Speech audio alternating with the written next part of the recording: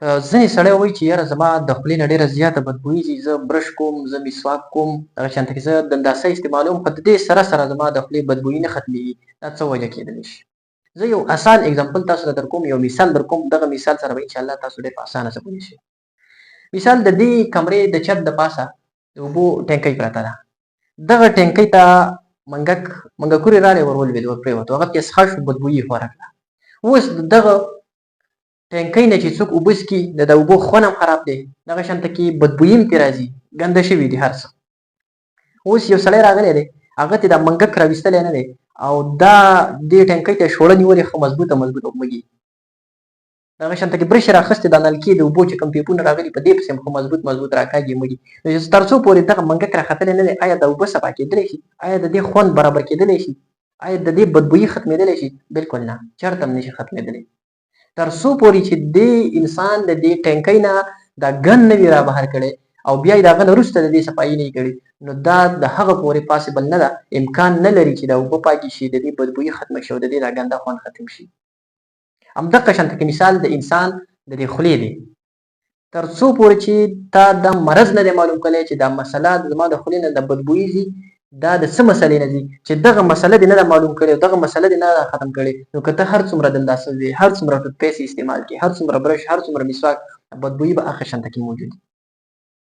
په دې خولې کې ګوره بدبویي، دې د خولې نه چې د بدبویي ځي، دې ته ویلی کېږي هیلټوسس یا بیډ بریتنګ ورته هم ویلی کېږي. دا د څه د وجې نه ځي؟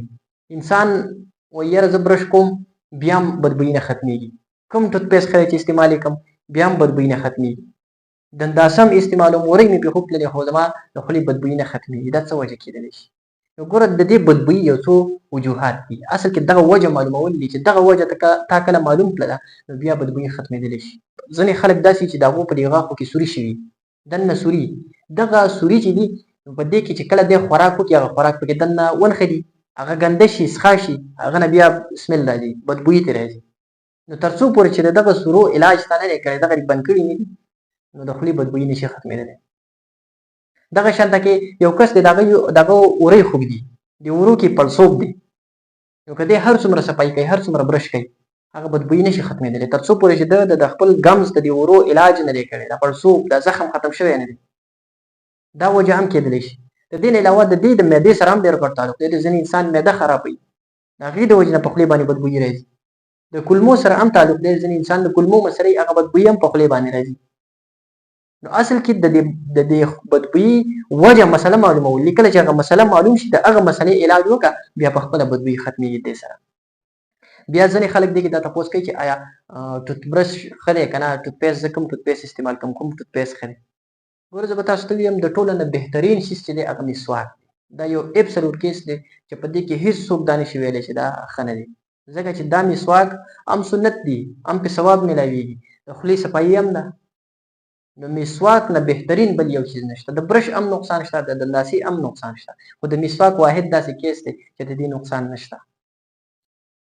برش چې یو انسان استعمالوي، په برش کې هم دا شته، په ټوتپیسټ کې دا د غاښ سختۍ سکری، بیا دغه لیک چې پرې راشي کریک شي، چې دغه بیا څښا کېږي، د کې ګند خلي، دا زیړېږي.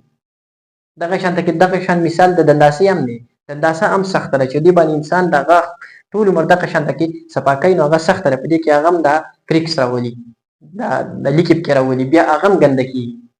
خو مسواک واحد داسې یو شی دی چې مسواک باندې څومره صفایي ته کې نو دا کریکس نه راولي. نو د مسواک دا واحد داسې یو څیز دی چې دا د خولې صفایي کوي او د دې هېڅ نقصان نشته، ډېر بهترین څیز دی. بیا د خولې بدبویي دا یو خبره، یو سړی مسواک هم وایي خو بیا هم بدبویي نه ختمېږي. د مسواک وهلو خپله طریقه ده چې په دې کې ستا مخې ته غاښ، دننه غاښ، د غاښ هر طرف، د جامو غاښ، دا ټول مکمل صفا شي. زیات خلک هغه چې مسواک کوي، خوله پاکوي یا برش کوي، نو هغه غاښ خو صفا کړي خو هغه ژبه نه صفا کوي. دا یو اهم شیز دی د خولې د بدبویي، ژبه صفا کول. که تاسو کتلي په دې برش باندې په دې شاته سایډ باندې هغه فوم سپنج شانته کې مورکلی په هغه باندې، د دې دپاره چې هغه باندې انسان دا ژبه صفا کړي. او د خولې د بدبویي یو غټه وجه دا هم ده چې خلک نور غاښ خو صفا کړي خو دا ژبه پرېږدي.